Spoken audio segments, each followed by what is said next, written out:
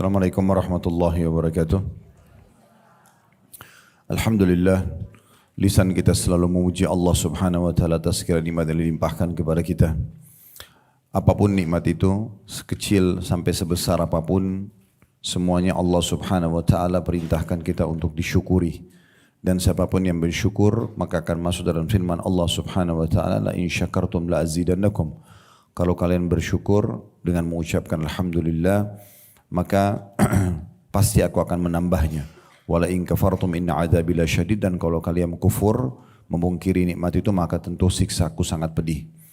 Selanjutnya kita panjatkan salam hormat kita kepada utusan Allah Nabi besar Muhammad sallallahu alaihi wa alihi wasallam, sebagaimana Allah telah memerintahkan kita untuk mengucapkan salam hormat tersebut.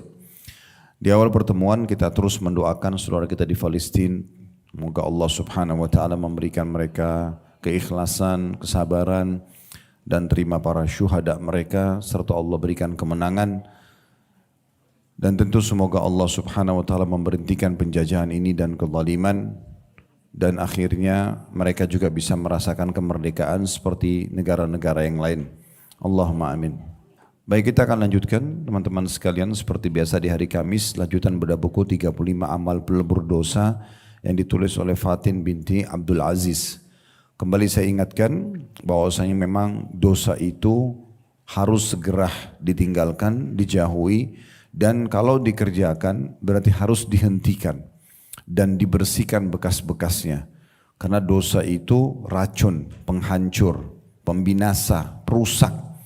Rusaknya rumah tangga, hubungan antara suami istri, rusaknya hubungan antara orang tua sama anak, rusaknya antara bisnis sama partnernya, tetangga sama tetangganya, bahkan penyakit yang datang di tubuh seseorang, kegelisahan yang tidak pernah berhenti, tidak pernah selesai, semua itu karena dosa. Kalau apapun yang teman-teman sedang rasakan, yang kira-kira tidak disukai, tidak nyaman, dosa penyebabnya. Tidak ada yang lain. Janji Allah pasti benar, yaitu orang-orang yang beriman dan beramal saleh akan diberikan ketentraman jiwa, ya, ketenangan, luasnya rezeki, lapangnya dada, semua itu ada janji, nggak mungkin, ya, tidak mungkin keluar daripada janji tersebut, karena Allah mengatakan innallaha la yukhliful mi'ad, Allah tidak pernah pungkiri janjinya. Jadi yang terbaik kalau kita merasakan ada masalah, apapun itu, sekecil apapun, langsung introspeksi diri, berarti ada masalah hubungan kita sama Allah subhanahu wa ta'ala yang terganggu. Jadi kapan hubungan kita baik sama Allah, Allah akan mudahkan dan berkahi semuanya. Jadi nggak usah sibuk mencari jawaban atau sebab dari orang-orang di sekitar kita. Sampai seorang salafus saleh mengatakan, saya melihat dan menyadari kalau saya punya dosa pada Tuhan Allah, justru karena adanya perubahan sikap dari pasangan saya. Berubah sikap saja itu sudah berarti efek dari dosa. Karena kalau kita baik hubungan sama Allah, nggak mungkin dia berubah sikap. Harusnya dia baik. Begitu juga anak-anak. Begitu juga tunggangan, kata orang itu. Tunggangan, kalau kita mau naik transportasi ada masalah. Begitu juga sampai tikus yang masuk ke dalam rumah. Ini sudah sering saya ingatkan dari awal kita bahas buku ini, ya. Begitu juga saya sering kasih contoh supaya mudah difahami, kalau dosa itu ibarat racun. Walaupun kita punya satu gentong susu steril, sehat, kalau kita minum bagus buat tubuh kita, buat kulit kita, ya. Tetapi kalau ditetesin satu tetes racun, udah rusak semua susu itu. Nah itu ibaratnya dosa. Mungkin kita sholat, mungkin kita puasa, mungkin kita sedekah, tapi kita masih buka pintu dosa. Itu seperti racun yang merusak susu sekian banyak. Hilangnya kehusyuan dalam sholat, ya. Tidak bisanya kita konsisten atau komitmen menjaga ibadah, itu karena dosa semua. Karena dosa. Justru pernah ada orang datang kepada Hasan Basri rahimahullah dan dia mengatakan begini, wahai imam, saya sekian tahun berbuat dosa tidak pernah saya rasakan ada siksaan Allah. Dia ingin penjelasan. Maka Hasan Basri mengatakan kamu keliru. Siksaan Allah sudah terlalu banyak datang kepada kamu. Bahkan bisa saja yang paling besar, tapi kamu tidak sadari. Kata orang itu, bagaimana saya memahaminya? Kata Hasan Basri, apakah selama kau buat dosa, kalau tidak salah disebut angka 2 tahun atau 3 tahun, sekian tahun dia buat dosa. Apakah selama kau buat dosa, kamu bisa bangun sholat malam? Dia bilang gak bisa. Apa selama ini kamu bisa sholat on time, pas azan kamu bisa sholat? Dia bilang tidak. Apakah selama ini kau bisa jaga zikir pagi dan petang? Dia bilang tidak. Apakah selama ini kau selalu berhubungan sama orang tuamu untuk kau bakti padanya? Tidak. Apa kau bisa baca Quran? Tidak. Hampir semuanya ibadah terbengkalai. Kata Hasan Basri, itulah ya siksaan yang paling berat buat kamu. Karena kamu tidak dikasih peluang untuk beribadah. Umumnya umat-umat sebelum kita yang Allah binasakan, Allah sehatkan badan mereka. Allah luaskan rezekinya. Itu Abu Jahal, ya Umayyah bin Khalaf, tokoh-tokoh Mekah yang jahat-jahat, yang hanya meninggal terbunuh di perang Badar, Bapak Ibu sekalian. Itu orang paling kayanya Mekah, paling sehat badannya. Kalau Bapak Ibu punya gambaran tentang masalah Abu Jahal itu dikenal orangnya tinggi, putih, kekar, tampan. Orangnya secara fisik menarik sekali di Mekah. Kaya raya, punya kedudukan. Tapi subhanallah Allah alihkan dia dari keimanan. Karena kejahatan dia, karena maksiat kepada Allah, sembah berhala. Ya, kemudian dukung orang tawaf telanjang di Mekah, di Ka'bah. Dan segala macam lah kesalahan yang mereka lakukan. Sampai kata Nabi SAW, sungguhnya ya, Hajar Aswad dan Rukun Yamani, dua batu dari surga yang kalau bukan karena dosa-dosa Quraisy maka niscaya keduanya akan mengeluarkan cahaya itu yang menerangi antara timur dan barat. Dosa bisa menghilangkan itu. Jadi kalau sekarang kita selalu tolak ukurnya tentang masalah, oh badan saya sehat kok, pekerjaan saya jalan, walaupun saya buat dosa ini dan itu, ini pemahaman yang keliru. Pastikan akan ada hukuman datang, bahkan mungkin sudah datang tapi kita tidak sadari. Ya, terutama teralihkannya orang dari kenikmatan ibadah itu sendiri. Umat-umat sebelum kita, sekali lagi saya ingatkan, pada saat Allah mau binasakan, 3 hari lagi mereka akan dibinasakan. Kaum Lut, kaum Saleh, kaum Samud, maksudnya kaum Nabi Saleh, kaum Ad, kaumnya Nabi Hud, ya, Namrud, kaumnya Nabi Ibrahim, Fir'aunnya kaum Nabi Musa. Itu beberapa hari sebelum Allah wafatkan, makin Allah sehatkan badannya. Makin Allah buat mereka bahagia, gembira, agar Allah binasakan mereka di atas kegembiraan di maksiatnya itu. Itu bahaya sekali. Ya. Jadi harus hati-hati. Nah ini sedikit mukaddimah prolog lagi mengingatkan tentang masalah judul kita. Ya, karena sempat pekan lalu kita libur, kami bimbing umrah soalnya. Jadi insya Allah kita harus hati-hati. Jadi bukan hanya sekedar meramaikan majelis, tapi perlu kita sadari kita sedang belajar sesuatu yang kita butuhkan untuk panduan hidup kita ke depan. Baik, kita sudah membahas pada pertemuan yang terakhir yang kita 2 pekan yang lalu kurang lebih, amalan pelebur dosa yang ke-19 masalah sholat fardu. Ya, saya ingatkan kembali, ini adalah satu-satunya perintah Allah Subhanahu wa taala kepada Nabi Muhammad SAW yang untuk menerimanya itu harus lakukan perjalanan dulu, Isra dari Masjidil Haram ke Masjidil Aqsa, dan Allah turunkan surah Al-Isra surah nomor 17 dan Allah jelaskan di ayat pertamanya tentang masalah perjalanan yang luar biasa itu, dan itu menjadi sebuah fenomena yang spektakuler selamanya dari masa itu sampai menjelang hari kiamat nanti. Karena Nabi SAW terbang dengan kuda bersayap yang tidak mungkin ada selamanya. Itu hanya diberikan pada saat itu. Tapi bukti-bukti membuktikan memang itu terjadi. Dan ini Bapak Ibu bisa kembali ke ceramah kami tentang masalah Isra Mi'raj. Saya tidak bahas lagi karena ini cukup panjang. Kemudian Nabi Mi'raj ke langit. Dan pada saat tiba di Masjidil Aqsa, semoga Allah bebaskan dari penjajah-penjajah. Masjid Aqsa itu pada saat tiba Nabi SAW mengatakan, saya ikatkan tali kekangan burak, kemudian saya sholat di Masjid Aqsa dan mengimami ruh semua nabi-nabi. Ini untuk menerima perintah sholat nih. Kemudian saya pun dimi'rajkan ke langit. Lalu selama perjalanan diperlihatkan siksa-siksa kubur, siksa para pezina, siksa para pemakan riba, siksa para pendusta, siksa orang yang meninggalkan sholat, perempuan tidak tutup aurat, dan segala macam hal. Kalau kita baca tentang perjalanan Nabi Isra Mi'raj itu betul-betul luar biasa. Seperti kita sedang menghadapi dan menyaksikan sendiri.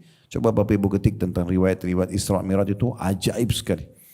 Intinya sampai ke langit pertama ketemu dengan Nabi ini, langit kedua, langit ketiga, sampai langit ketujuh baru kemudian Sidratul Muntaha bertemu dengan Jibril AS dengan postur aslinya malaikat 600 ekor sayap. Yang kata Nabi SAW, kalau satu sayapnya dikebaskan bumi ini akan hancur bumi ini. Baru kemudian beliau bertemu dengan Allah Subhanahu Wa Taala untuk menerima perintah 5 waktu sholat ini, saking pentingnya.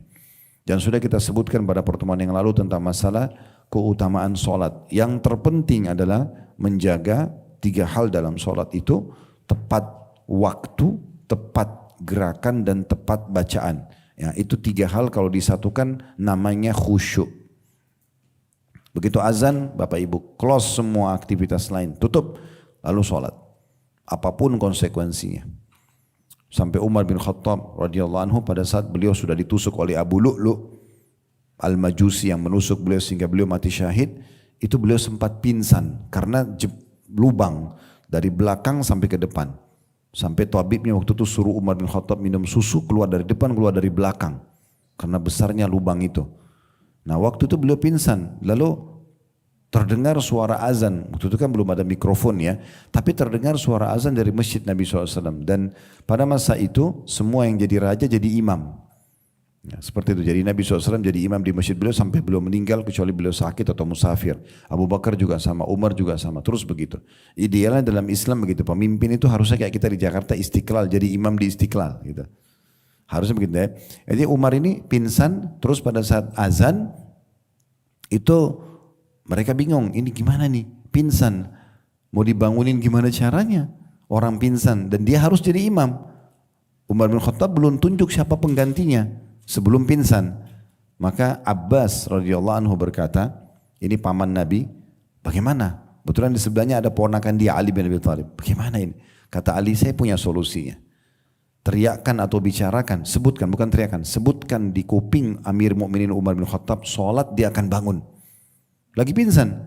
Maka Ali sebut di telinganya dan disaksikan oleh para sahabat, as-salatu ya Amiral Mukminin. Sholat wahai pemimpin orang beriman. 3 kali Ali ulangi, maka Umar bangun. Lagi pingsan. Bangun lalu mengatakan, betul tidak ada Islam bagi orang yang tidak sholat. Ini luar biasa, saking kedudukannya sholat itu luar biasa. Jadi memang tepat waktu itu sesuatu yang luar biasa. Dan ditanya dalam hadis Bukhari kepada Nabi SAW, amal apa yang paling afdal, yang paling Allah cintai? Kata Nabi SAW, as-salatu ala waktiha. Salat tepat waktunya. Itulah manfaatnya dikumandangkan azan supaya kita salat di awal waktu. Dan beda, saya kalau masih ingat saya sebutkan 2 pekan yang lalu ya. Kalau ada 2 orang muslim atau muslimah sedang salat, si A sama si B, si A ini begitu azan, udah salat sunnah, udah berdoa antara azan dan iqamah, begitu imam Allahu Akbar dia sudah ikut takbiratul ihram. Ini beda pahalanya dengan si B yang mungkin dia begitu azan baru wudu, luput dari dia solat qabliyah, iqamah solat. Mungkin dia dapat imamnya sudah waladhdallin misalnya, masih dapat rakaat pertama, tapi beda pahalanya dengan si A. Jadi memang tepat waktu itu penting sekali ya. Ya, orang seperti yang awal sekali absen kepada sang raja gitu ya. Kemudian yang kedua tepat gerakan. Ya, ini harus betul-betul benar semuanya.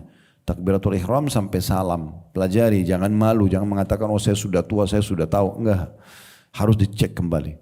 Saya bertahun-tahun ngajar tentang bab sholat dan praktekin sholat. Hampir mayoritas jemaah mengatakan oh baru tahu saya ternyata salah. Ternyata begini, sekian tahun sholat. Ya. Kemudian yang ketiga itu tepat bacaan. Benar penyebutannya, baik bacaan Al-Qur'annya, bacaan doanya. Gak boleh asal-asalan. Ya. Kemudian dibaca dengan tenang. Tumaknina itu kewajiban dalam Islam. Dalam sholat, tidak boleh main-main.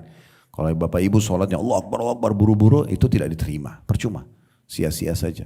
Makanya kata Nabi SAW, ada orang hari kiamat menerima pahala sholatnya, ya, 2/3, ada yang menerima setengah, ada yang menerima 1/3, ada yang menerima 1/4, ada yang menerima 1/10, dan ada yang tidak menerima pahala sholatnya kecuali seperti baju kusut diremukkan kemudian dilempar ke wajahnya karena tidak ada nilainya.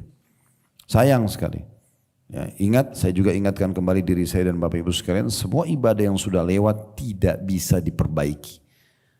Ya, jadi sekali kita sholat kayak tadi duhur asal-asalan saja Allah Akbar, yang penting kewajiban, ya udah itulah yang akan distorkan kepada Allah. Bapak Ibu nggak bisa bilang, oh tadi saya kurang khusyuk, saya mau ulangi duhurnya. Nggak boleh ulangi, nggak boleh diulangi, karena tidak ada perintah membolehkan kita mengulanginya. Sekali kerjakan ya sekali pada saat itu, jangan disia-siakan. Sekali berangkat umrah atau haji maksimalkan memang, karena itu tidak terulang. Kita bisa kerjakan lagi nanti tapi umrah haji yang lain bukan yang itu. Saya kasih contoh yang lalu kalau masih ingat ya.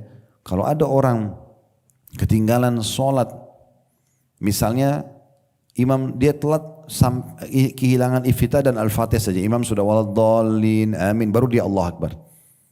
Baik, dicatatlah oleh malaikat mulai dari surah. Ya. Karena berjamaahnya kan sama imam. Jadi takbiratul ihram sama imam sudah dicatat pahala sama mereka itu luput dari dia. Doa iftitah luput, mendengar al-fatihah luput. Dan ini tidak bisa diperbaiki. Dia nggak bisa bilang sama imam, imam kembali dong ke takbirat pertama, saya mau ulangi supaya saya dicatat malaikat. Nggak bisa, sampai hari kiamat dicatat dia luput dari iftitah dan al-fatihah. Gimana? Nggak bisa diperbaiki. Jadi jangan main-main soal ibadah, memang betul-betul maksimalkan. Sekali mau lakukan dengan maksimal. Supaya juga maksimal kita menemukan pahalanya. Beda dengan dosa. Kalau dosa orang buat dosa 2 tahun, 3 tahun dia rutin dengan sebuah dosa. Tahun keempat dia taubat nasuha, bersih. Nah ini nanti yang membedakan derajat kita di surga. Orang-orang yang selalu menjaga kualitas ibadahnya, itu nanti derajatnya sangat tinggi. Bedanya di situ. Jadi kalau orang mengatakan, udah nggak apa-apa buat dosa, nanti kan gampang taubat lagi. Taubat kalau Allah masih kesempatan betul dibersihkan dosanya. Tapi akan beda dia dengan orang yang tidak buat dosa di masa dia buat itu kan. Ada orang berzina 3 jam dia di kamar hotel misalnya. Dia buat dosa. Setelah itu dia taubat kepada Allah, Allah terima. Beda nggak dia sama orang yang 3 jam dia buat zina yang sedang baca Quran? Beda, ini pasti dia lebih tinggi derajatnya. Dan tidak bisa diperbaikin masalahnya.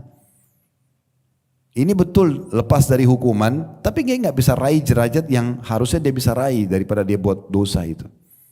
Kan gitu.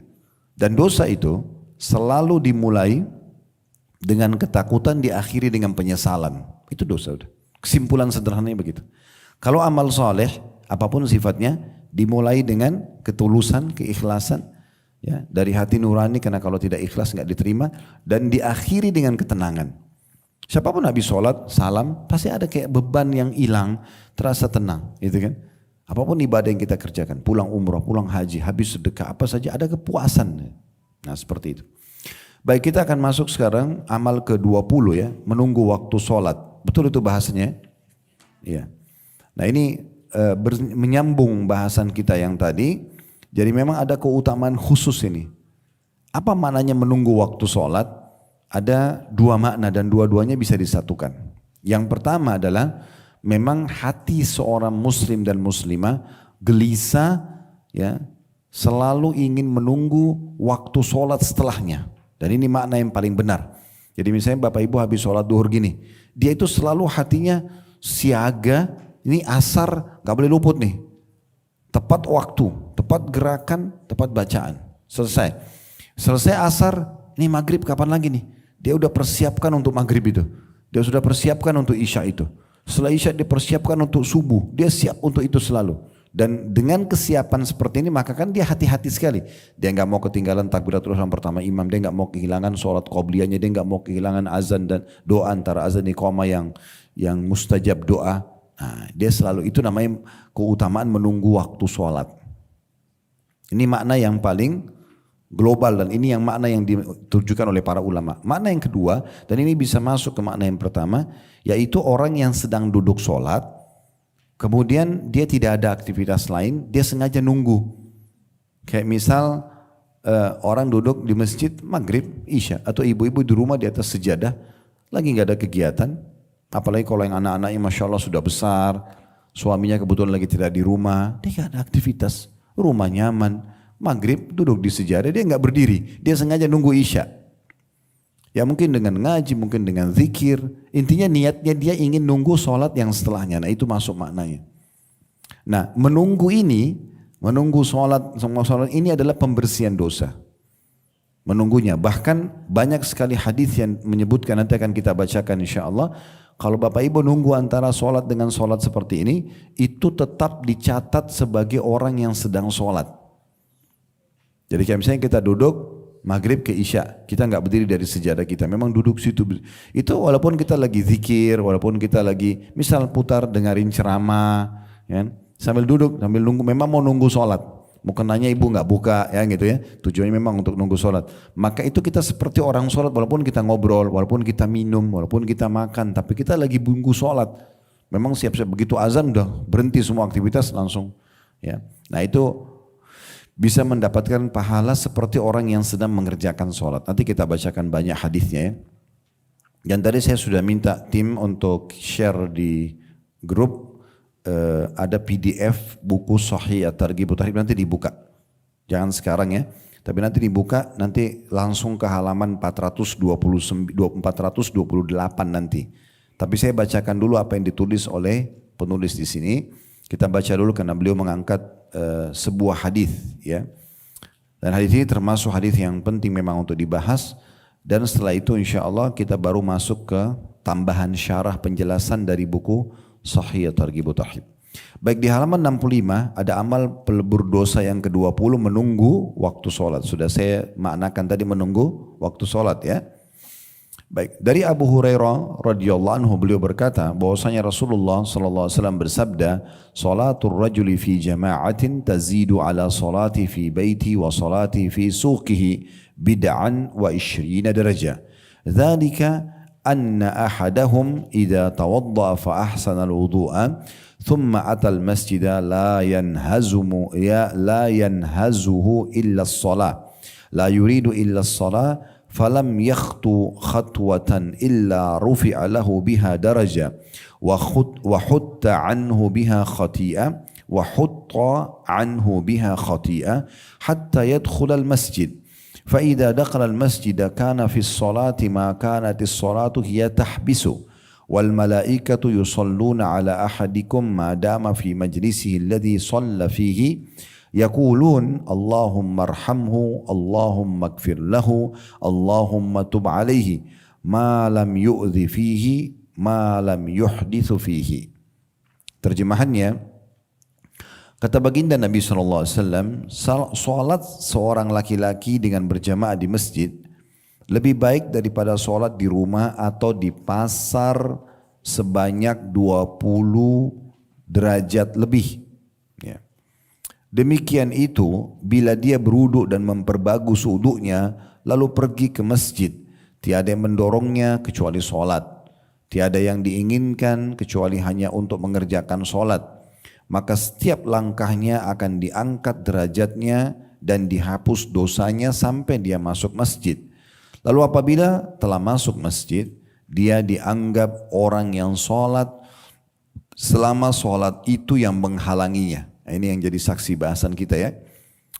Jadi di sini saya ulangi lagi. Lalu apabila telah masuk masjid, dia dianggap orang yang sholat selama sholat itu yang menghalanginya keluar dari masjid. Maksudnya sengaja nunggu. Dan para malaikat selalu mendoakan selama dia berada di tempat sholatnya. Mereka, para malaikat itu berdoa, "Ya Allah, berikanlah dia rahmat, ampunilah dia." Nah, ini saksi bahasan juga, ampun karena pengampunan dosa dengan menunggu sholat, ya. Dan terimalah tobatnya selama dia tidak mengganggu orang lain dan selama tidak berhadath di dalamnya. Berhadath ini maksudnya batalin wudhu. Keluar angin, maaf ya. Dia batal wudhu lah. Selama dia tidak lakukan itu, maka dia akan mendapatkan doa malaikat. Hadis ini riwayat Muslim. Baik, kita coba bedah dulu hadis ini. Ya. Potongan yang pertama bisa dikasih di garis bawahi, dikasih angka 1 kecil di atasnya. Potongan pertama dari hadis yang perlu kita titik beratkan, yaitu sabda Nabi SAW, sholat seorang laki-laki yang berjamaah di masjid. Berarti ada penekanan agar laki-laki sholatnya di masjid. Ya. Bagaimana dengan perempuan? Maka jawabannya adalah perempuan boleh ke masjid, tetapi bukan sewajib hukumnya kalau laki-laki. Karena Nabi SAW bersabda, "La tamnau ima Allahil masajid," atau masajidillah. Jangan kalian menahan para hamba-hamba Allah wanita untuk sholat di masjid. Ya, untuk sholat di masjid. Berarti dibolehkan. Dan pada saat ya, ibu-ibu ada waktu lowong, ada kesempatan, masjid dekat rumah, pergi saja. Tidak ada masalah.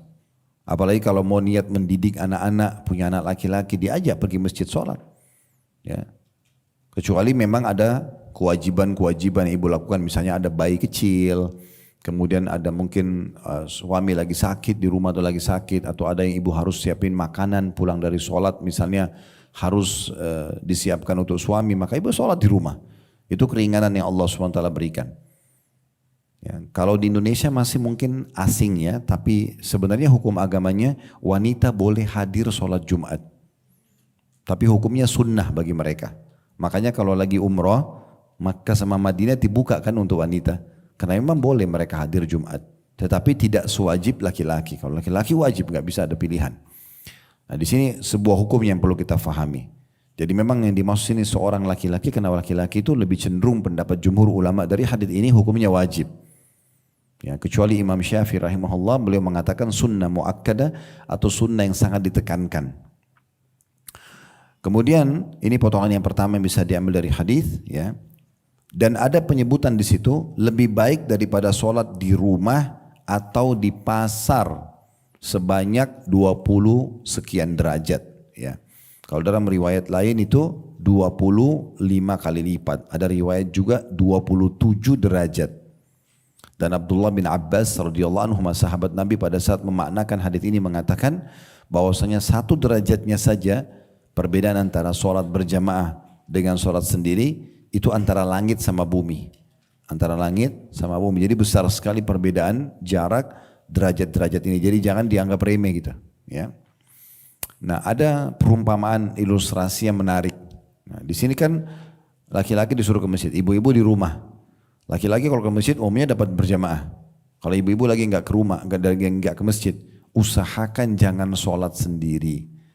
Ajak pembantunya, ajak anaknya, ya. Kalau betul-betul cuma berdua sama suaminya, suami pergi ke masjid, minta aja suami imami. Begitu pulang dia boleh imami. Tapi kan Ustaz, kan suami saya sudah sholat. Benar, tetap boleh. Terjadi di masa Nabi Muhammad SAW. Tapi nanti bagi suami ibu hukumnya sunnah, ya. Karena pernah waktu Nabi SAW selesai sholat, sudah salam, lagi zikir, ada satu sahabat baru masuk masjid, telat dia. Dia begitu mau takbir, Nabi tahan dulu, sebentar, jangan takbir dulu. Lalu Nabi bicara sama sahabat yang lagi berzikir, yang sudah sholat. Siapa yang mau bersedekah untuk saudaranya ini? Maksudnya berdiri sholat sama dia supaya dia jangan sendiri. Tapi nanti hukumnya sudah sunnah, karena sudah dikerjakan. Dia cuma niatnya untuk membantu menemani saudaranya. Maka Abu Bakar berdiri radhiyallahu anhu dan menemani orang itu sholat. Kemudian begitu juga dengan sahabat Nabi yang lain namanya Muadz bin Jabal radhiyallahu anhu. Beliau seringkali sholat berjamaah dengan Nabi SAW di masjid Nabi. Begitu selesai salam, beliau pulang jadi imam lagi buat kaumnya. Jadi sukunya dia punya masjid sendiri, kayak kita mungkin di RT-nya dia gitu ya, atau di RW dia. Kemudian dia sholat sama Nabi karena keutamaannya ngejar sholat sama Nabi. Lalu dia pulang, dia imami kaumnya. Padahal dia sudah sholat tadi. Dari sini, dari dua riwayat ini dibolehkan seseorang itu untuk membantu saudaranya yang sudah sholat. Jadi nggak masalah, ya. Nah ini jadi usahakan jangan sholat sendiri. Ibu-ibu kenapa nggak mau sholat ngajak anaknya? Ya, kadang-kadang begitu di rumah. Yang penting dia sudah sholat. Anaknya sudah sholat atau enggak terserah dia. Tapi kan saya sudah suruh, tidak cukup. Anak-anak itu nggak cukup dengan lisan, harus praktek. Panggil dia, ayo sholat sama ibu nak, ayo sholat sama umi nak. Suruh sholat sama-sama. Ajarin pakai mukenahnya, ajarin gerakan dari kecil. Biasakan 3 tahun, 4 tahun sudah suruh ikut. Ya, supaya mereka sudah terbiasa dengan gerakannya. Kalau ada yang mereka tanya habis sholat, ibu bisa jelaskan. Kan lebih bagus dicicil. Walaupun mereka belum diperintahkan, karena belum balik kan gitu, belum ada hukum. Tapi kan kalau mereka sudah diajarin dari kecil, nanti pada saat sudah balik, ibu gak capek lagi. Dia udah langsung start karena sudah punya ilmunya. Dibandingkan nanti kalau sudah balik baru mau diajarin sholat, ini salah. Ya. Jadi hidupkan suasana sholat berjamaah di rumah bagi ibu-ibu. Hidupkan, jangan sendirian. Karena perbedaannya itu 20 derajat sekian. Dalam riwayat lain tadi saya bilang 25 kali lipat, dan ada hadis yang lain 27 derajat. Rasionalnya begini, kalau ada 2 perusahaan, ibu mau kerja, bapak ibu mau kerja, jam kerjanya sama, misalnya 8 jam per hari, jarak dari rumah sama, jenis pekerjaannya sama. Tapi bedanya di perusahaan A gajinya 25 juta, di perusahaan B gajinya 1 juta. Pilih yang mana? Nah, cepat paham kalau uang. Nah seperti itu orang sholat berjamaah dengan sholat sendiri. Karena sama-sama kan sholat, kan sama aja. Sholat sama dikerjakan, ya kan gitu. Kemudian sama juga gerakannya, sama juga waktu yang dilowongkan. Kita berjamaah atau sholat sendiri sama saja. Duhur tetap 4 rakaat kan gitu. Asar tetap 4 rakaat. Lalu kenapa cari yang 1? Kenapa enggak 25? Kan gitu. Nah jadi usahakan jangan luput waktu sholat itu kecuali berjamaah. Walaupun anak kecil kita ajak, kita niatkan semoga Allah kasih kita pahala berjamaah walaupun anak kita yang kita ajak. Ini bagian yang kedua yang perlu digarisbawahi ya dari riwayat ini. Kemudian bagian yang ketiga, adanya perintah untuk menyempurnakan wudu. Ini sudah kita jelaskan di bahasan sebelumnya ya. Itu kalau tidak salah di amalan yang ke-17, berwudu. Ya, sudah panjang lebar kita jelaskan. Jadi wudu itu harus disempurnakan. Jangan tergesa-gesa, ingat ada batas minimalnya. Minimal pergelangan tangan lebihkan, jangan kurang. Dan sudah kami jelaskan ya, kalau wudu itu misalnya ibu dan bapak sekalian, perbatasan sampai di pergelangan ini ibu lebihkan, bapak lebihkan. Maka lebihkan ini jauh lebih baik. Nanti pada hari kiamat cahayanya di mahsyar lebih panjang. Dan juga dalam sebuah hadis yang lain akan diberikan perhiasan oleh Allah SWT sesuai dengan anggota tubuh yang tersentuh air wudu. Tapi kalau kurang dari batas minimalnya, maka bisa saja batal. Karena kurang dari batas, misalnya cuma sampai di sini saja, tidak sampai di pergelangan. Berarti kan tidak sah wudunya, tidak sah sholatnya. Jangan tergesa-gesa, pelan-pelan saja. Dan saya sudah berbagi pada saat dibahas amalan yang ke-17 itu, kerannya jangan terlalu besar supaya tidak mubazir air. Dipakai, diusap, sudah pastikan satu ini semua kena, ya, jari-jarinya diselat-selatkan, baru kemudian pakai, baru basuh yang kedua. Sudah selesai, baru yang ketiga. Ini makna di situ, perhatikan terjemahannya. Ya. Demikian bila dia berwudu dan memperbagus wudunya, menyempurnakan wudunya. Itu maknanya. Kemudian ya, bagian yang keempat dari potongan hadis adalah lalu pergi ke masjid. Ya, masjid ini dia adalah tempat sholat, kan gitu. Umumnya kalau laki-laki disebutkan tempat masjid yang sudah kita tahu rumah Allah. Ya. Tapi kalau ada seorang wanita, dia menjadikan salah satu sudut rumahnya sebagai tempat sholat dia rutin kayak musola kecilnya, maka juga bisa dinamakan itu masjid buat dia, gitu kan? Itu contohnya. Tapi di sini intinya mengerjakan sholat dan pergi ke tempat sholat khusus. Nah kalau bapak ibu-ibu itu tadi saya bilang bisa ke masjid ya, ke masjid dekat rumah aja ada masalah. Ya apalagi kita masya Allah di masjid banyak. Selanjutnya yang keenam. Kemudian dibahasakan di sini, tidak ada yang mendorongnya kecuali sholat. Tidak ada keinginan kecuali hanya untuk mengerjakan sholat. Jadi bukan ke masjid karena janjian sama orang. Nah, bukan ke masjid karena kebetulan ya masjidnya bagus. Bukan ke masjid karena diajak orang, enggak. Memang dia sendiri ke rumah Allah itu mau sholat, dia yang mau sholat. Artinya ada orang ajak atau ada orang lihat atau tidak, tetap aja dia sholat di masjid. Nah kalau itu maksudnya, ya, maka di sini disebutkan, ini bagian ke-7 dari hadis. Kalau kita mau bagi ya, maka pada setiap langkahnya akan diangkat derajatnya, derajat di surga, level ya. Jadi kita biasa lihat kalau orang properti jual jenis rumah kan gitu, biasanya ada level-levelnya ya. Ada yang tipe ini lebih murah, ada yang tipe ini, ada yang eksklusif. Nah seperti itulah. Jadi ini derajatnya ini. Kalau bapak ibu pergi ke masjid sholat, setiap satu langkah satu derajat. Cepat sekali naik levelnya nih, karena sebenarnya untuk mendapatkan fasilitas nanti naik satu level di surga itu berarti lebih bagus pelayanannya, lebih mewah istanahnya, lebih bagus pakaiannya, makanannya, kebun-kebunnya semua, itu hanya dengan langkah ke masjid. Susahnya apa ini? Cuma angkat kaki gitu. Ini diangkat derajatnya, satu langkah kaki satu derajat. Dan dihapus juga langkah kaki sebelahnya satu dosa. Pelanggaran-pelanggaran kita dibersihkan dengan melangkah itu. Ini sudah kita jelaskan tentang keutamaan melangkah ke masjid. Ini di bab-bab kita sebelumnya ada ya. Sampai dia masuk ke masjid. Makanya Abu Hurairah, pernah dengar sahabat Abu Hurairah radhiyallahu anhu ya, beliau itu kalau sebelum azan bu, dan bapak sekalian sengaja keluar dari rumahnya jauh sebelum azan. Kayak misalnya kita duhur jam 12 misalnya. Dia keluar misalnya setengah 12, ini jam cuma perumpamaan. Tapi beliau memang dikatakan keluar sebelum waktu sholat. Ya. Kemudian beliau sengaja sudah siap sholat nih. Sengaja ini masjid lurus ke sana, dia mutar dulu. Ke rumah teman-temannya. Manggil ayo sholat yuk, sampai ke sana. Jadi langkahnya lebih banyak. Supaya lebih tinggi derajatnya. Tinggal melangkah, dapat level yang bagus di surga. Ya. Daripada yang standar kita bisa dapat yang eksklusif. Kenapa enggak? Kenapa yang enggak ini? Gitu. Kemudian ya, ini sampai dia masuk masjid. Selanjutnya ini yang keberapa nih? Yang ke-9 mungkin ya. Lalu apabila telah masuk masjid, dia dianggap orang yang sholat selama sholat itu yang menghalanginya keluar dari masjid. Ini berarti yang dia dapat keutamaan. Kalau kita bahasakan keutamaan berarti ini adalah keutamaan yang ketiga. Keutamaan yang pertama tadi setiap langkahnya dicatat diangkat derajat. Keutamaan yang kedua dihapus dosa-dosanya.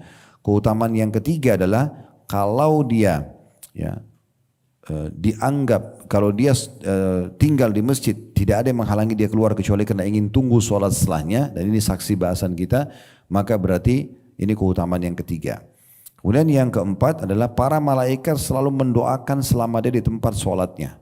Nah ini penting garis bawahi tempat sholat ya. Jadi kalau bapak ibu selesai sholat jangan buru-buru berdiri pindah ke sana, duduk situ aja. Ya. Usahakan jangan bergeser kalau perlu. Kecuali darurat. Ya. Kalau orang penuhi ini, artinya dia tetap di tempat sholatnya, maka malaikat terus mendoakan dia. Ya Allah, berikan dia rahmat. Tahu apa rahmat, Bu? Rahmat itu banyak maknanya. Pemenuhan kebutuhan, pembersihan dosa, peninggian derajat, solusi dari masalah. Mau apa lagi coba? Semua dikasih. Langsung malaikat mendoakan. Malaikat ini mustajab doa.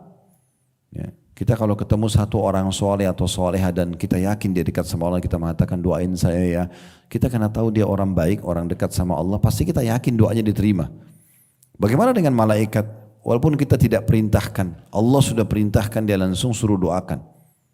Maka ya Allah berikan orang ini rahmat. Kenapa? Karena dia tadi tidak pindah dari tempat sholatnya. Tidak usah pindah-pindah sana sini, kecuali darurat. Jadi kalau ibu sudah niat, maaf saya sebut ibu bapak mungkin karena jumlahnya lebih banyak ya. Jadi kalau misalnya mau duduk maghrib isya nih di rumah, ya supaya tidak berdiri-berdiri, kira-kira butuh apa sih kalau nanti maghrib isya? Butuh minum, udah bawa botol minumnya dekat sejadah. Butuh apa taruh di situ. Jadi jangan berdiri-berdiri mau lalang sana sini, ya. Kadang-kadang syaitan itu supaya menghilangkan pahala supaya menghilangkan doa malaikat ini, ada saja yang diingatkan sama dia supaya kita berdiri. Padahal nanti kalau kita berdiri, contoh misalnya nanti deh zikirnya nanti saya baca di meja makan, nanti nggak baca di sana. Yang penting berdiri dulu. Oh nanti aja di mobil, nanti nggak baca di mobil. Yang penting sudah berdiri, sudah disibukkan yang lain selesai. Putus dulu doanya malaikat itu. Nah itu maunya mereka. Jadi sudah punya persiapan semua gitu kan. Nah ini rahmat, makna rahmat. Kemudian ampunilah dia. Ini malaikat bukan doain sekali Bu ya. Ini didoain sampai kata Nabi SAW ya. Ini 3 didoain. Ya Allah berikan dia rahmat. Ya Allah ampuni dia. Ya Allah terima tobatnya. Kalau dia minta maaf kepadamu ya Allah maafkan. Gitu kan. Selama syaratnya. Selama dia tidak mengganggu orang lain. Ngobrol. Baru salam sudah aja ngomong sebelah. Tuh apa aja ngomong orang, dia lagi zikir. Kadang-kadang temannya sudah kelihatan lagi zikir, tetap aja ditanya. Jangan ganggu orang. Kalau kita ganggu orang, putus doanya malaikat. Pertama karena kita sudah ngomong, gitu kan. Akhirnya kita ganggu orang. Kemudian juga ini menjaga kesucian. Bersuci maksudnya dalam keadaan suci. Jadi tidak batalin wudhu. Ya. Ini yang biasa buang-buang angin sembarangan. Ya. Tidak boleh itu ya. Jangan dibiasakan. Ini semua pola-pola karena dibiasakan jadi pola. Ada orang akhirnya tidak bisa tidak bisa kontrol diri di depan orang pun dia keluarkan angin. Kenapa? Karena dia jadikan bahan mainan biasa. Coba kalau kita nggak lakukan itu, maka nanti berubah pola dalam diri tubuh kita itu tidak kita lakukan kecuali darurat, itu pun mungkin di kamar mandi, bukan depan orang gitu. Ya. Jadi ini karena kebiasaan. Orang kalau kebiasaan, saya nggak bisa tahan wudhu. Kenapa nggak bisa tahan wudhu? Harusnya bisa dong. Oh saya kebelut kencing, saya suka keluarin angin. Karena dia biasakan. Coba hilangkan persepsi itu, nggak akan ada masalah. Imam Ahmad rahimahullah pernah wudhu untuk sholat maghrib, itu nggak batal sampai sholat subuh. Ya, beliau pernah mengunjungi rumahnya gurunya Imam Syafi'i. Kemudian Imam Syafi'i bilang sama anaknya beliau, tenang dulu, tenang. Ya. Nanti diskusinya setelah taklim. Ya. Jadi Imam Ahmad rahimahullah pernah berkunjung ke rumah gurunya Imam Syafi'i. Lalu Imam Syafi'i bilang sama anaknya, ini lazimin orang ini, maksudnya selalu dekat sama dia, karena ini cuma satu malam nginap sini. Ini orang soleh. Anaknya Imam Syafi'i dekat terus sama Imam Ahmad nih. Dia perhatikan apa yang dikerjakan. Rupanya Imam Ahmad duduk lagi nulis, gitu kan? Nggak tidur beliau, semalam suntuk nggak tidur. Dan tidak sholat tahajud. Ini sorotan, sorotan yang pertama itu pada saat habis Isya dihidangkan makan malam, Imam Ahmad makan banyak. Anak Imam Syafi'i sorotin, kok makan banyak ya, gitu. Kemudian malam hari, karena semalam suntuk diperhatikan, nggak sholat malam, tapi dia lagi duduk, lagi nulis, gitu kan. Kemudian segi sholat subuh nggak wudhu lagi, maka karena dia terganggu, dia tanya ayahnya, dia bilang, ayah, ini anak Imam Syafi'i bilang sama ayah Imam Syafi'i, tamu anda ini yang anda bilang orang soleh, ada 3 hal yang mengganjal pada saat saya lihat. Yang pertama dia makan banyak. Tolok ukur banyak ini jangan dibayangkan satu nampan besar. Maksudnya menurut si anak ini itu sudah porsi banyak. Ini relatif ya. Mungkin orang biasanya makan 4-5 suap atau berapa. Terus dia lihat kok ini makannya 7 suap. Nah contoh gitu ya. Jadi jangan dibayangin negatif gitu. Dia makan banyak. Kemudian yang kedua, dia tadi malam gak tahajud. Yang selama ini saya tangkap dari anda sholat tahajud itu kok kalau bagi orang beriman udah gak akan ditinggalkan. Terus yang ketiga, dia sholat subuh gak wudhu. Maka Imam Syafi'i bilang sama Imam Ahmad, ini anak saya punya pertanyaan, mungkin kamu yang harus jawab. Apa pertanyaannya? Semalam katanya kamu makan banyak. Apa kira-kira sebabnya? Kata Imam Ahmad, karena saya tahu pendapatan anda halal, maka saya ingin mengisi tubuh saya dengan makanan halal. Supaya kekuatan saya dari halal. Ini bukan satu nampan ya. Jangan bilang nanti habis ini bubar sini kan halal. Sini saya makan banyak. Enggak. Bukan gitu maksudnya. Tapi ini proporsional ya. Oke. Kemudian kata Imam Syafi'i sudah dengar jawabannya. Jadi maksudnya dia lebih dari porsi yang biasa. Karena dia anggap ini baik halal itu. Maka yang halal itu kalau mengisi tubuh kita menjadi nutrisi cocok untuk, jadi kayak kalau bahan bakar itu Pertamax plus. Oke, maaf saya sebutin nama ini karena sebagai contoh saja. Kemudian selanjutnya, kenapa nggak sholat tahajud? Kata Imam Ahmad, semalam suntuk saya sedang coba mengorek faedah-faedah dari sebuah hadis dan saya butuh konsentrasi penuh. Hadis ini satu hadis dicoba direnungi, minta petunjuk sama Allah, apalagi pelajarannya ya ditulis sama dia. Entah pagi semalam suntuk, konsentrasi untuk ambil hikmah dari satu, kayak tadi ini kan kita beda-beda tuh. Ini Bapak Ibu tolong garis bawah, ini nomor 1 nomor 2 itu kan kita ambil faedah-faedahnya ya. Jadi bisa lebih luas kita ambil faedah karena memang begitu wahyu itu memang sangat luas maknanya. Kata Imam Ahmad, dan saya melihat menuntut ilmu lebih wajib daripada sholat tahajud. Ini ilmu ini luar biasa. Memang kena menuntut ilmu hukumnya wajib kan. Sholat tahajud sunnah. Maka saya melihat ya menuntut ilmu lebih afdal.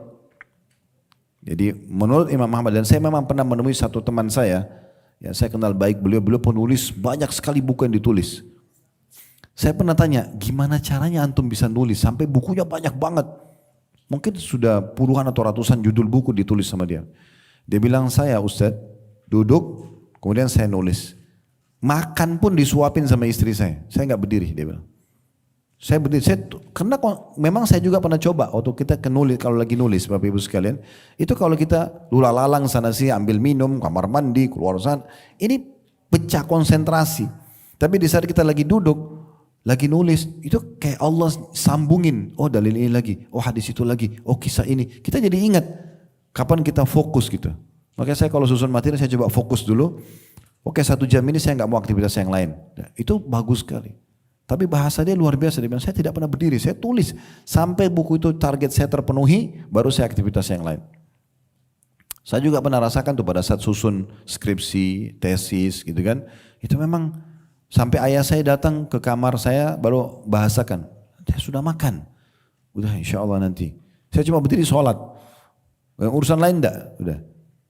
Supaya selesai tulisannya, kalau enggak. Nah seperti itu. Jadi itu Imam Ahmad lakukan. Kemudian yang ketiga, sholat subuh tanpa wudu. Imam Ahmad ini jadi saksi bahasan kan. Beliau mengatakan, karena saya dari maghrib ke isya sampai ke subuh, apalagi saya tidak tidur, saya belum batal wudu. Maka saya pakai wudu yang tadi malam untuk sholat. Kan hukum fikihnya selama tidak batal boleh dipakai sholat kan gitu. Kalau Bapak Ibu keluar misalnya, tadi pagi pada aktivitas habis sholat duha, wudu misalnya tahu sholat duha. Terus tidak batal wudu, nggak ke WC. Mungkin karena minum sesuai dengan kebutuhan. Haus, minum. Lapar, makan. Bukan minum terus, makan terus, nggak selesai-selesai. Akhirnya urusan kamar mandinya banyak gitu kan. Jadi kalau kita rasa haus, ada sinyal dari Allah, oh iya butuh minum. Lapar, oh iya butuh makan. Dan sesuai dengan kebutuhan saja. Tidak usah banyak-banyak berlebihan. Ini banyak keluar masuk kamar mandi ini karena terlalu berlebihan. Gitu kan. Seperti itu. Maka Imam Ahmad rahimahullah mengatakan saya jaga. Bayangkan dari maghrib, isya, ya, kemudian tunggu sampai subuh. Itu lama sekali. Tidak batal wudunya. Dan saya pernah praktekin ini. Saya kalau keluar mau taklim pagi misalnya, duha, saya sampai nanti menjelang jam 9 malam saya baru balik setelah taklim malam. Saya pernah tidak batal wudu. Bisa saja, tergantung sugesti kita sebenarnya kan gitu. Jadi kalau orang kebiasaan buang angin terus, nggak dijadikan bahan bercanda sama teman-temannya, kan ini. Apalagi suami istri saling tembak terus, itu kan tidak baik. Kalau saya melihatnya, Allahu a'lam. Ya, jadi lebih baik dijaga. Nah ini termasuk yang dimaksud tadi, karena kalau lagi sholat, ya, kemudian duduk dan tidak membatalkan wudu, doa malaikat terus berdoa. Nah ini ada sebagian ulama mengatakan ini sejalan dengan sabda Nabi SAW tentang malaikat ya. Ya, hormatilah malaikat yang makhluk Allah yang ada di sekitar kalian karena mereka terganggu apa yang mengganggu manusia. Kata sebagian ulama mereka terganggu dengan bau busuknya angin itu yang keluar. Mereka terganggu sampai Utsman bin Affan radhiyallahu anhu itu selalu menjaga menutup auratnya. Sampai kata Nabi SAW pada saat beliau lagi duduk dan Utsman datang, beliau langsung merapikan pakaian Nabi SAW, sempat lututnya kelihatan, beliau tutup. Lalu kata Umar dan Abu Bakar, ya Rasulullah, tadi waktu kami datang Anda biarkan lutut Anda terlihat, tapi waktu Utsman datang Anda tutup. Kenapa ya Rasulullah? Kata Nabi SAW, ala astahmi rajulin istahaminul malaika, tidak pantas kalau saya malu dengan seseorang yang malaikat aja malu padanya. Kata sebagian ulama hadis, Utsman bin Affan tidak pernah lihat kemaluannya sendiri.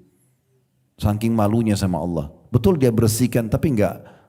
Dia jaga gitu. Karena dia tahu Allah melihatnya malaikat. Sampai begitu sensitifnya mereka. Kita tidak bicara kalau orang lagi biologi suami istri. Tapi ini ada rutinitas keseharian. Jadi kalau ibu pun di rumah lagi dari kamar mandi mau ke ruang kamar. Tetap pakai tutup handuk. Walaupun kita sendirian. Karena masih ada malaikat yang melihat kita gitu kan. Itu contoh saja. Baik, ini yang kita bisa ambil dari hadis ini. Sekarang tolong dibuka yang tadi saya bilang. Sudah terima PDF-nya? Udah? Belum? Sudah di-share katanya. Udah? Coba dibuka halaman 428. Itu harus di-scroll ke bawah. Oke. Nanti sambil di-share lagi, nanti dicek ya. Di halaman 428, bab nomor 22, anjuran menunggu sholat setelah sholat. Kalau yang belum sempat buka, bisa dengarin aja. Saya sebenarnya untuk supaya Bapak Ibu lebih mengetahui apa sih, Ustadz ambil hadis dari mana sih ya. Nah ini supaya lebih jelas. Baik, hadis nomor 1 dalam bab ini ditulis oleh Al-Mundhiri rahimahullah. Penulis buku ini namanya Al-Mundhiri. Seorang penulis buku yang luar biasa, dia tulis namanya At-Targhib Tarhib. At-Targhib itu motivasi, hadis-hadis yang berisi motivasi untuk mengerjakan amal soleh. At-Tarhib ancaman bagi orang yang berbuat dosa. Jadi dia menyusun hadis tentang itu. Motivasi untuk berbuat amal dan ancaman bagi orang yang berbuat dosa supaya dia tidak mengerjakan gitu. Baik, di sini bab nomor 22 di halaman sekali lagi 428, hadis pertama di sebelahnya ada tertulis sahih. Kenapa? Karena buku ini sudah ditelusuri oleh Syekh Albani dan beliau menerbitkan judulnya Sahih At-Targhib Tarhib. Jadi hadis-hadis yang sahih semua diberikan keterangan kalau ini sahih. Ini urutan 442 dari awal bab ini dibahas ya. Dari Abu Hurairah radhiyallahu anhu berbunyi bahwa Rasulullah sallallahu alaihi wasallam bersabda, la yazalu ahadukum fi salatin madamatis salatu tahbisu la yamna'uhu an yanqaliba ila ahlihi illa shalah. Terjemahannya, salah seorang dari kalian senantiasa dianggap dalam salat. Jadi sudah saya jelaskan, jadi seperti dia sedang salat, selama salat itu yang menahannya. Jadi walaupun Bapak Ibu sudah salam, tadi misalnya maghrib isya atau duhur asar ya, tapi kita tetap aja duduk menunggu. Nah walaupun kita lagi duduk saja tidak lagi sholat tapi tetap dianggap sedang sholat. Salah seorang dari kalian senantiasa dalam sholat selama sholat itu yang menahannya, tidak ada yang menghalanginya untuk pulang kepada keluarganya kecuali sholat. Dia memang tidak mau pulang ke rumah dulu ya, kecuali memang mau nunggu sholat. Kalau habis sholat baru dia pulang. Nah itu maksudnya. Hadis ini riwayat Bukhari. Dan ditulis itu di tengah-tengah hadis. Ya. Ini riwayat Bukhari tengah-tengah hadis dan Imam Muslim juga. Dalam riwayat Bukhari yang lain disebutkan, Inna ahadakum fi salatin madamatis salatu tahbisu wal malaikatu taqul Allahumma gfir lahu warhamhu ma lam yakum mim musallahu au yuhdith. Sesungguhnya salah seorang dari kalian berada dalam solat selama dia ditahan oleh solat itu. Sementara para malaikat terus berkata, ya Allah ampunilah dia, ya Allah rahmatilah dia selama dia tidak beranjak dari tempat solatnya dan selama tidak berhadas. Jadi sudah saya bahasakan berhadas itu batalin wudu ya, terutama keluarin angin tadi. Dan dalam riwayat Imam Muslim dan juga Imam Abu Daud, selanjutnya masih halaman sama 428 ini ya. Rasulullah SAW bersabda, la yazalul abdu fi salatin ma kana fi musallahu yantadhirus salah wal malaikatu taqul. Ya, dan malaikat berkata, Allahumma gfir lahu, Allahumma arhamhu hatta yansarifa au yuhdith. Qila wa ma yuhdith? Qala yabsu au yadrib atau yadrib ya. Seorang hamba, kata Nabi SAW, senantiasa dalam solat selama dia di tempat solatnya menunggu solat. Sementara para malaikat berkata, ya Allah ampunilah dia, ya Allah rahmatilah dia, sampai dia beranjak atau berhadas. Lalu seseorang bertanya, apa yang dimaksud dengan berhadas ya Rasulullah? Kata Nabi SAW, maaf, kentut, ya disitu dikatakan dalam kurung yang tidak bersuara atau kentut yang bersuara. Ya, berarti kalau dilakukan itu berhenti doa malaikat. Berarti kan kita harus terapi diri kita untuk tidak boleh batalin itu. Nah tadi saya bilang salah satu caranya jangan dijadikan sebagai pola. Kebiasaan sendawa, kebiasaan maaf ngupil, kebiasaan korek-korek kuping. Ini kan kebiasaan saja. Coba jangan dijadikan biasa, maka akan aman. Ya. Karena memang pandangan orang juga jadi jelek buat kita ya. Kalau di sini setelah sholat bisa batal wudu, bisa batal doanya malaikat, sayang banget ini. Ya. Makhluk Allah yang soleh walaupun kita tidak kenal dia terus mendoakan kita. Ini terus ya. Maghrib Isya itu misalnya 1 jam tuh malaikat tidak berhenti berdoakan, rahmati dia, ampuni dia Allah, terima tobatnya, rahmati dia. Bayangkan Bapak Ibu sekarang kalau kita taklim 1 jam misalnya, saya terus bilang, ya Allah ampuni kami, rahmati kami, terima tobat kami, terus. Kan itu luar biasa itu. Ya. Selanjutnya dan Malik meriwayatkan secara mauquf, maksudnya mauquf itu hanya sampai ke sahabat saja, dari Naim bin Abdullah al-Mujmir, bahwa dia mendengarkan Abu Hurairah radhiyallahu anhu berkata, "Idza shalla ahadukum thumma jalasa fi musallahu, lam tazalil malaikatu tusalli alaihi, Allahumma ighfir lahu, Allahumma arhamhu, fa in qama min musallahu fajalasa fil masjid yantadhiru as-salah, lam yazal fi salatin hatta yusalliya." Artinya apabila salah seorang dari kalian solat, kemudian dia duduk di tempat solatnya, di sejadah kita itu, tempat kita duduk, jangan pindah.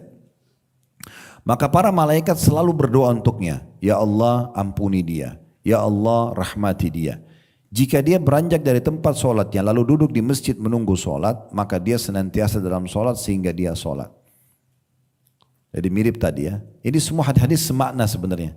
Saya cuma mau memperkaya bahasan kita dengan ternyata banyak sekali riwayat yang menjelaskan tentang keutamaan menunggu antara solat dengan solat. Hadis nomor 2 dalam bab ini, bab nomor 22 ya. Dengan sanad sahih urutan 443 dari awal disusun buku ini dari Anas radhiyallahu anhu anna Rasulullah sallallahu alaihi wasallam akhara lailatan salatal isya'i ila syatril lail thumma aqbala biwajhi ba'da ma shalla faqala shalla an-nasu wa raqadu wa lam tazalu fi salatin mundu tadhartumuha. Bahwa Rasulullah SAW, kata Anas bin Malik, di suatu malam pernah menunda sholat isya sampai pertengahan malam. Kemudian setelah sholat, beliau menghadapkan wajah dan bersabda, orang-orang telah sholat dan tidur, dan kalian senantiasa dalam sholat sejak kalian menunggunya. Ya, hadis ini diriwayatkan oleh Bukhari. Jadi di masa Nabi SAW, perlu tahu juga sebuah hukum Bapak Ibu ya. Kalau azan itu adalah hak muadzin. Hak muadzin ya. Jadi kalau masuk waktu muadzin yang azan. Dia yang harus menentukan, dia yang tahu waktu, dia yang menentukan azan itu. Tapi hak iqamah itu haknya imam. Hak iqamah haknya siapa? Imam. Jadi kalau imam datang baru iqamah, walaupun imamnya lama. Harusnya begitu, kalau ada imam tetap di situ nggak boleh iqamah sampai imamnya datang. Itu hukum syariat. Makanya di sini dalam hadis yang Bukhari disebutkan, Nabi SAW waktu itu tidak keluar. Sahabat nunggu sampai pertengahan malam. Cukup lama nunggunya. Baru Nabi imami sholat isya. Belum, tidak iqamah gitu. Dan Nabi SAW setelah itu, karena ini beliau lakukan bukan karena sebuah pola ya. Karena ada sebuah hukum yang beliau ingin sampaikan. Maka setelah salam dari sholat isya di pertengahan malam, maka beliau mengatakan, orang-orang sudah banyak tadi sudah sholat isya, bahkan sekarang sudah pulang rumah, sudah tidur. Kalian belum nih. Karena nunggu saya sebagai imam kalian. Begitu mereka tidur, mereka pulang, dan kalian menunggu saya sampai diiqamahkan sholat, maka kalian terus dicatat seperti orang yang sedang sholat sampai dikerjakan sholat tersebut. Ya. Hadis ketiga dalam bab ini dengan sanad sahih, ini urutan 444 dari awal hadis disusun di buku ini, berbunyi dari Anas radhiyallahu anhu anna hadhil ayah tatajafa junub 'anil madaji' nazalat fi intidhari as-salati allati tud'al atama. Bahwa ayat ini ya, yang terjemahannya lambung-lambung mereka menjauhi tempat tidur. Ini kan Allah memuji hamba-hamba Allah yang tidak buru-buru tidur habis maghrib, tunggu isya. Dalam riwayat lain Nabi SAW itu membenci tidur habis maghrib, takutnya isyanya lewat ya, tapi kalau habis isya itu sunnah. Bahkan dianjurkan untuk tidak begadang bagi orang yang tidak ada keperluan.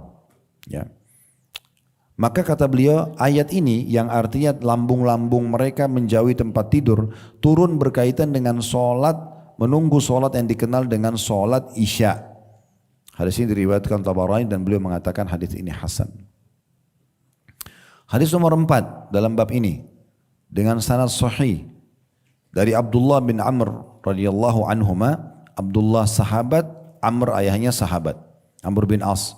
Beliau berkata, "Shallaina ma'a Rasulillah sallallahu alaihi wasallam al-maghriba, faraja'a man raja' wa aqaba man aqaba, faja'a Rasulullah sallallahu alaihi wasallam musri'an qad hafazahu an-nafas wa qad hasara an rukbatayhi. Qala abshiru hadha rabbukum qad fataha baban min abwabis sama' yubahi bikumul malaika yaqul unzuru ila ibadi qad qadaw farida wa hum yantadhiruna ukhra." Ini hadis agung sekali nih. Ini berhubungan dengan bab kita ya, tentang masalah keutamaan menunggu salat. Dia terjemahannya. Kata Abdullah bin Amr bin As, kami salat maghrib bersama Rasulullah SAW, di antara kami ada yang pulang antara maghrib isya, dia pulang ke rumah. Boleh nggak? Boleh. Ya, kalau ada hal yang darurat. Tapi kalau tidak, ini dengarkan keutamanya nunggu isya sekalian baru pulang misalnya. Kami sholat maghrib bersama Rasulullah SAW, di antara kami ada yang sudah pulang dan di antara kami ada tetap nunggu di masjid. Maksudnya nunggu isya sekalian deh, nanti habis isya baru pulang gitu ya. Maka Rasulullah SAW tiba-tiba datang dengan tergopoh-gopoh, terburu-buru, ya kan? Bisa terjemahannya sebenarnya ini, dan ini disebutkan nafasnya terengah-engah karena Nabi buru-buru datang ke masjid, mau menahan nih sahabat-sahabat yang nunggu, jangan kalian pergi. Yang nunggu ini ada wahyu turun. Dan beliau mengangkat kain sarungnya sehingga lututnya kelihatan. Maksudnya saking orang biasa kalau mau lari cepat ya, ngangkat baju gamisnya, ya, maka diangkat oleh Nabi SAW karena ingin segera menyampaikan ke sahabat yang sedang menunggu dalam masjid. Lalu beliau bersabda kepada orang yang tunggu di masjid, berbahagialah kalian. Ini kalian lagi nunggu di masjid ini berbahagia nih. Kenapa? Ini adalah Rob kalian, maksudnya Tuhan kalian Allah. Sekarang di detik ini dia sedang membuka salah satu pintu langit. Dan dia membanggakan kalian ini. Yang nunggu di masjid ini, nunggu isya nih. Maghrib isya doang. Ini turun wahyu langsung Allah sekarang sedang membanggakan kalian di depan para malaikatnya. Seraya berfirman, lihatlah hamba-hambaku ini. Mereka telah menyelesaikan sholat fardu yang diwajibkan buat mereka. Lalu mereka masih nunggu yang berikutnya. Jadi karena menunggu ini Allah banggakan di depan para malaikat. Hadis ini diriwayatkan Ibnu Majah. Hadis kelima dalam bab ini. Dengan sanad hasan dari Abu Umamah radhiyallahu anhu bahwa Rasulullah SAW bersabda, "Salatun fi ithri salah, la lagwa bainahuma, kitabun fi illiyin." Ketahuilah bahwasanya salat setelah salat tanpa ada perbuatan sia-sia di antara keduanya adalah catatan di illiyin atau di surga yang tertinggi. Jadi kalau Bapak Ibu lagi duduk, tadi saya kasih contoh maghrib isya. Sering saya kasih contoh maghrib isya karena maghrib isya ini lebih pendek waktunya ya. Dan umumnya orang juga tanggung gitu. Pulang dari masjid ke rumah atau kita berdiri sebentar aktivitas, udah azan isya. Lebih baik duduk nunggu. Nah kalau duduk itu nunggu, kata Nabi SAW itu akan langsung dicatat dia di saat itu dalam buku namanya Illiyin. Illiyin ini catatan bagi ahli surga yang mendapatkan derajat-derajat tinggi. Hanya nunggu sholat saja. Duduk saja di situ. Hadis ini diriwayatkan oleh Abu Daud. Hadis nomor 6 dengan sanad sahih di ghairihi. Maksudnya sahih di ghairihi Bapak Ibu sekalian menjadi sahih karena dikuatkan dengan riwayat-riwayat lain. Dari Jabir bin Abdullah radhiyallahu anhu, Jabir sahabat, Abdullah juga sahabat, bahwasanya Rasulullah SAW bersabda, "Ala adullukum ala ma yamhullahu bihil khataya wa yukaffiru bihil dhunub." Qalu bala ya Rasulullah, qala isbagul wudu'i 'ala al-makruhat wa kathratul khuta' ila al-masajid wa intidharus salati ba'da as-salah fadzalikumur ribat. Kata Nabi SAW, maukah kalian aku tunjukkan sesuatu yang dengannya Allah menghapus kesalahan-kesalahan dan melebur dosa-dosa? Habis semua dosa-dosa kalian nih. Maka para sahabat mengatakan, ya Rasulullah, siapa yang enggak mau dibersihin dosa-dosa, ya, dileburin semuanya. Maka kata Rasulullah SAW sabda, kata beliau, menyempurnakan wudu walaupun hal itu memberatkan. Ini pernah kita jelaskan di pelebur dosa yang ke-17 masalah wudu ya. Kayak misalnya wudu pada saat mau tidur, kan lagi ngantuk tuh. Sunnah Nabi kan wudu di saat itu ya. Atau wudu di musim dingin. Atau kita sudah pakaian rapi batal wudu. Kan sunnahnya selalu dalam keadaan wudu. Wudu lagi, nah itu kan dibenci. Justru itu yang paling cepat mengangkat derajat dan mengampuni dosa-dosa. Yang kedua, memperbanyak langkah ke masjid. Ini juga sudah kita bahas pada bahasa yang sebelumnya ya. Kemudian yang ketiga di bahasan kita, menunggu sholat sesudah sholat, itulah ketaatan yang terus menerus. Maksudnya yang paling simple untuk dilakukan dan dicatat pahala yang melimpah gitu. Hadis nomor 7 ini biasanya Al-Mundhiri rahimahullah menulis seperti ini, cuma menguatkan saja dikatakan, dan ada juga riwayat yang mirip dengan sanad sahih diriwayatkan oleh Malik, Muslim, Tirmidzi, An-Nasai dari hadis Abu Hurairah radhiyallahu anhu. Hadis nomor 8 dalam bab ini dengan sanad sahih ini semua masih keutamaan menunggu salat ke salat yang setelahnya. Dari Ali bin Abi Thalib radhiyallahu anhu bahwa Rasulullah SAW bersabda, isbagul wudu'i alal makarih wa i'malul aqdami ilal masajid wa intidharus salati ba'da salat yaksilul khataya gasla. Menyempurnakan wudu dalam keadaan musim dingin atau lagi tidak disukai. Mengayunkan kaki ke masjid-masjid dan menunggu salat setelah salat, itu mencuci bersih kesalahan-kesalahan. Ya. Kalau terjemahan dalam letterletnya ya, membersihkan dosa seluruhnya. Nah, gitu. Dosa-dosa kecil ya. Hadis riwayat Abu Ya'la Al-Bazzar dengan sanad sahih dan Al-Hakim mengatakan sahih berdasarkan Imam Muslim. Hadis nomor 9, ini sudah 9 hadis kita bacakan. Dengan sanad hasan, hasan itu derajat di bawah sahih ya. Dari Abu Hurairah radhiyallahu anhu bahwa Rasulullah SAW bersabda, muntadirus salati ba'da salah kafarisin ishtadda bihi farasuhu fi sabilillah ala qashhihi wa huwa fir ribatil akbar. Orang yang menunggu sholat setelah sholat, maghrib ke isya, duhur ke asar misalnya, contoh ya, itu adalah seperti penunggang kuda yang bertempur sengit di jalan Allah kepada musuh-musuhnya, sementara dia dalam kondisi siap siaga di medan pertempuran. Jadi kalau di jihad itu, yang paling besar pahalanya, yang paling semangat, dia masuk ke medan perang, dia berjuang, dia tidak takut mati, itu paling besar pahalanya. Nah, kita bisa dapatkan pahala yang sama, duduk antara sholat dengan sholat. Duduk, tidak usah buru-buru berdiri. Apapun bisikan syaitan, kalau hanya sekedar makan, minum, udah tunda aja dulu. Gitu kan. Jawab WA, tunggu aja, habis isya. Habis itu jawab WA. Kalau perlu handphone jangan dibuka dulu. Ya. Karena begitu buka sudah selesai. Habis jawab WA, masuk ke Facebook, masuk ke Instagram, masuk ke sini. Gak selesai-selesai. Saya ulangi lagi. Kata Nabi SAW, orang yang menunggu sholat setelah sholat adalah seperti, maksudnya sama pahalanya, penunggang kuda yang bertempur sengit, lagi betul-betul maju serang musuh di jalan Allah di medan perang kepada musuhnya, sementara dia dalam kondisi siap siaga di medan pertempuran. Ya, jadi maksudnya setiap saat dia akan panen pahalanya. Hadis ke-10, ini sampai hadis ke-14 ya bab ini. Hadis ke-10 ini cukup panjang dengan sanad sahih dari Ibnu Abbas radhiyallahu anhuma bahwa Rasulullah SAW bersabda, "Atani lailat Rabbi wa fi riwayah ra'aitu Rabbi fi ahsani surah, faqala li ya Muhammad qultu labbaika Rabbi wa sa'dik, hal tadri fima yakhtasimu al-mala'u al-a'la?" Qultu la a'lam, fawada yadahu baina katifayya hatta wajadtu bardaha baina thadyayya. Aw qala fi nahri. فعلمت ما في السماوات وما في الأرض أو قال ما بين المشرق والمغرب قال يا محمد أتدري فيما يختصم الملأ الأعلى قلت نعم في الدرجات والكفارات ونقل الأقدام إلى الجماعات وإسباغ الوضوء في السبرات وانتظار الصلاة بعد الصلاة ومن حفظ عليهن عاش بخير ومات بخير وكان من ذنوبك ويوم ولدته أمه. Coba dengangi lebih konsentrasi, saya terjemahkan nih. Ini pelan-pelan ya. Ini keutamaan yang sayang sekali kau luput. Kata Nabi SAW, pada satu malam Tuhanku mendatangiku. Ini tentu sesuai dengan kekuasaan Allah SWT kepada Nabi Muhammad SAW bagaimana prosesnya. Dalam riwayat lain, aku melihat Tuhanku dalam bentuk yang paling sempurna, paling baik. Lalu Allah berfirman, wahai Muhammad, aku menjawab, aku penuhi panggilanmu ya Rabbi demi kebahagiaanmu. Ya. Dan Allah berfirman, apakah kamu mengetahui dalam perkara apa para malaikat yang dekat denganku berselisih? Ini malaikat di atas ini di sekitar Allah lagi pada berdebat, membicarakan tentang besarnya keutamaan yang sedang Allah berikan kepada hamba-hambanya yang beriman di muka bumi ini. Aku menjawab, kata Nabi SAW, aku tidak tahu. Lalu dia, kata ganti Allah, D-nya besar, dia meletakkan tangannya, N-nya besar kata ganti Allah,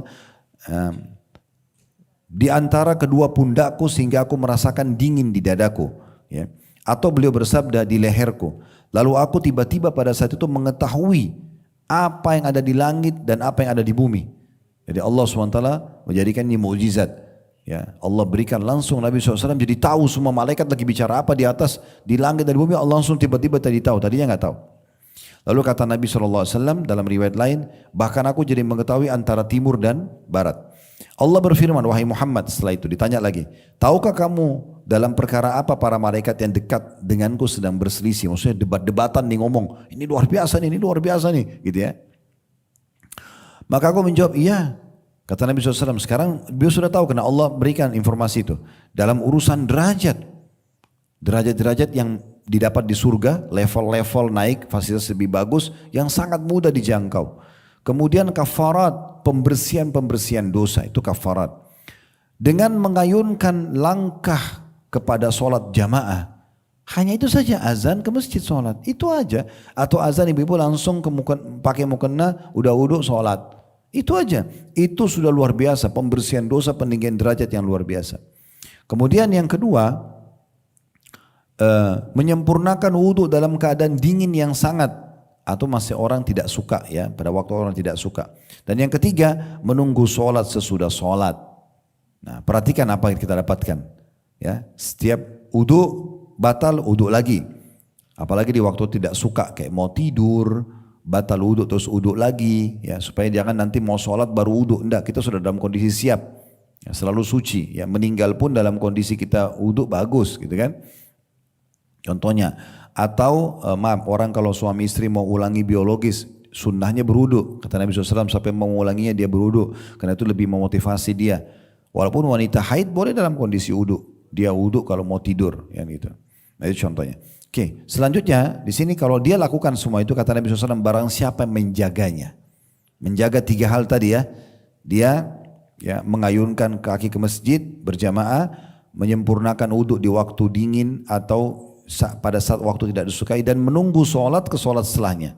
Kalau dia lakukan ini, maka perhatikan, kata Nabi SAW, barang siapa menjaga maka dia hidup dalam keadaan baik, semua dipenuhi oleh Allah, dan mati pun dalam keadaan baik, husnul khatimah, dan statusnya dari dosa-dosa yang pernah dia kerjakan seperti di mana dia dilahirkan oleh ibunya, bersih semua dosanya.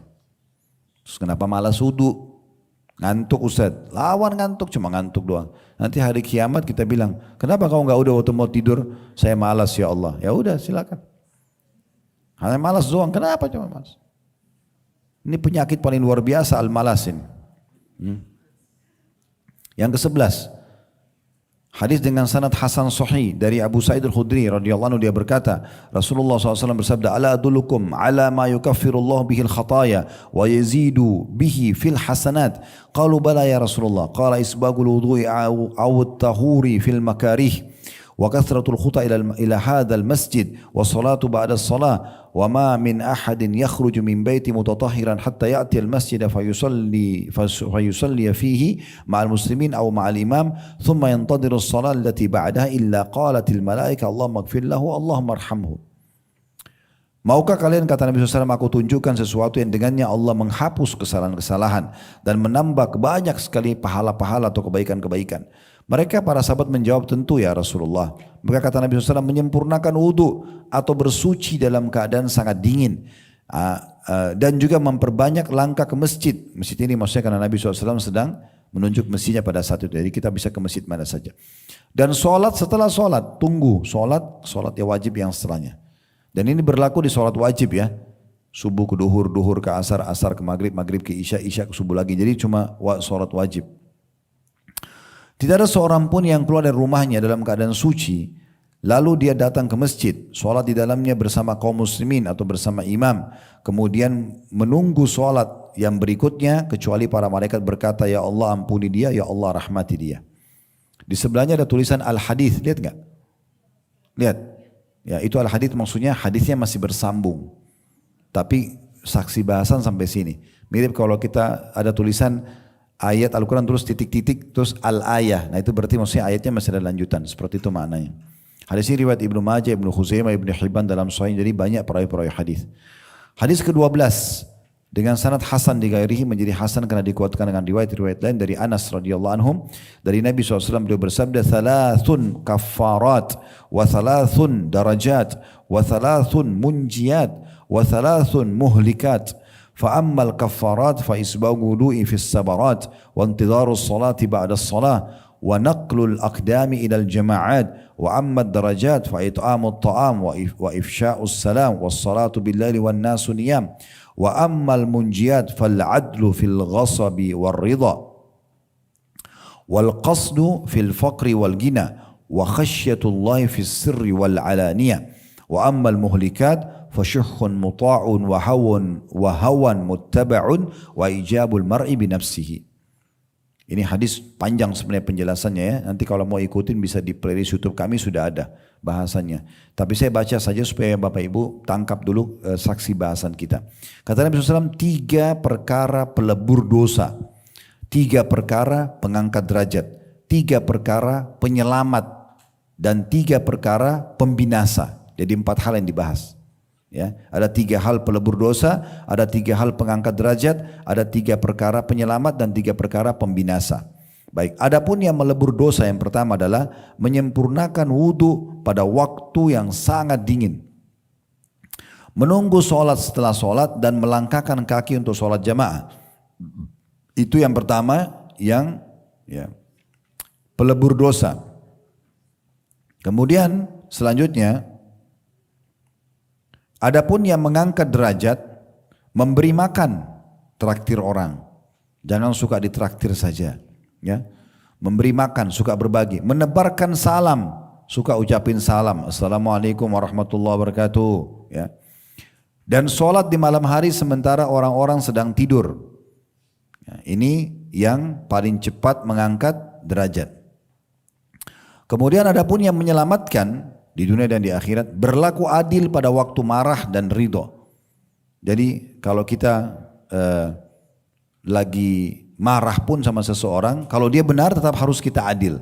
Enggak, saya yang salah. Nah, gitu, ngalah. Itu sesuatu yang sangat luar biasa dari ajaran Islam. Itu penyelamat. Ya.